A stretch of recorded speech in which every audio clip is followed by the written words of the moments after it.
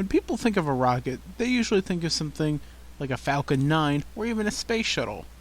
But in today's video, we're going to be thinking of one rocket that a lot of people think of.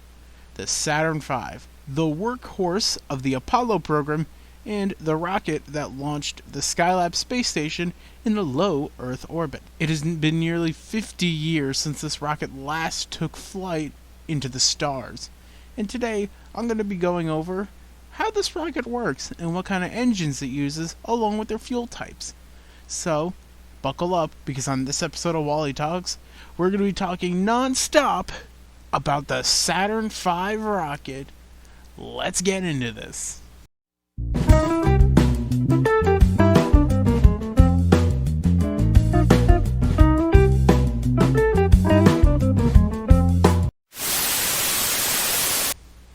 For those who don't know, the Saturn V is a super heavy lift launch vehicle developed by NASA for their Apollo lunar program. The rocket has 3 stages, all powered by liquid fuel. It flew from 1967 until 1973. The rocket flew a grand total of 13 times, 12 of those being successes, and only one of them being a partial failure, but mostly a success, as the capsule it was carrying managed to return home safely. The rocket's first flight was Apollo 4 on November 9th, 1967, with its last flight being the launch of the Skylab space station on May 14th, 1973. This rocket is, of course, divided into 3 separate stages in order to achieve orbit and send its payload to the moon. The first stage is called the S1C. It consists of 5 Rocketdyne F1 rocket engines powered by rocket propellant 1, which is basically just refined kerosene and liquid oxygen, and has a burn time of just over 2 minutes and 48 seconds. The second stage is called the S2. Instead of using F1 rocket engines, the S2 uses 5 Rocketdyne J2 engines.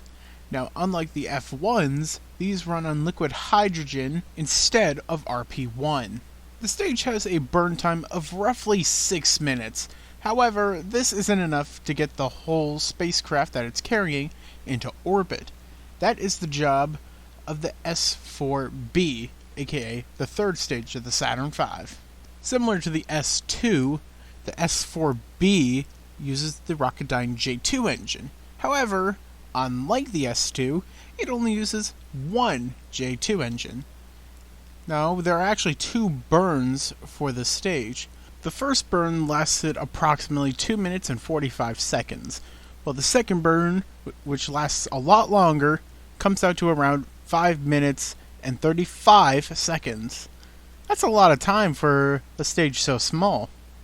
In total, there was a grand total of 18 Saturn V's built, but only 3 of them were meant for ground testing, such as facility integration, dynamic testing, and all systems testing, which, goes into making a new rocket, because at the time, Saturn V was a marvel in engineering for what it was able to do, which was being capable of sending men to and from the moon. Of the 15 flight-ready rockets, only 2 of them were never flown.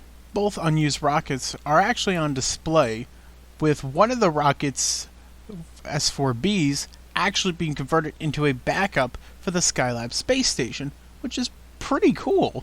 For those who don't know, the Skylab space station is actually made from an S4B upper stage. And believe it or not, the launch of Skylab was the only mission where an S2 upper stage actually made it to orbit. This is obviously due to the S4B being replaced with the Skylab space station right on top.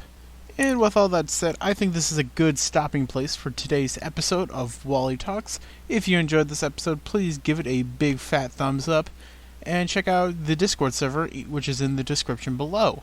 I'm Awesome Wally, and make sure to stay awesome, my Wally bots.